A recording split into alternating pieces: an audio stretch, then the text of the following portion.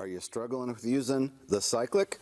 This one is the hardest one for me to teach someone, and for me this was the hardest one to learn. If you're struggling with this, put them in the comments down below. We want to hear about your struggles with it. If you came up with some kind of a technique to help you learn the cyclic, put those comments down below, or if your instructor told you something, a good tip or trick. I had a coffee cup for this today. It said use the force loop, picture of Darth Vader on it, and I forgot it at home. But that's the point, use the force loop. When we do these videos and we're talking about it, we're always over-exaggerating the movements of the cyclic. The real trick is, once you learn how to really master the cyclic, you can literally hover with a finger. I mean, your touch could be just so slight, and you're actually moving it just a tiny, tiny pressure change. Rarely are you ever making big inputs with the cyclic. When you enter an auto, you do a small aft pull. When you do a quick stop, you're gently pulling it back a little bit. Most everything that we do is going to be a small, minute movement, a very small change. Again, why we say use the force loop. What gets people into trouble, I think, most is when you start doing this, okay?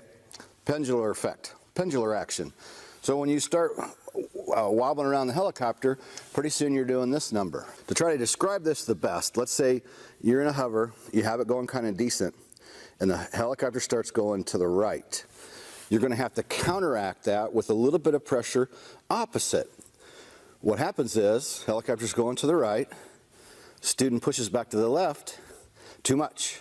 So then they pull back to the right, and then pretty soon, you're swinging back and forth. So I kind of call it going back to neutral.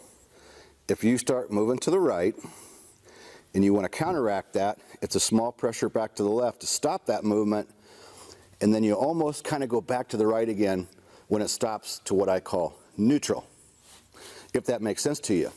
So the common problem, and this could be forward, it can be this way, it could be whichever way, but for the explanation in the camera, I thought this would be the best way to try to make you understand this. If you're going to the right, you're going to counteract with pressure back to the left. When it stops, you're almost going to have to go back to the right again.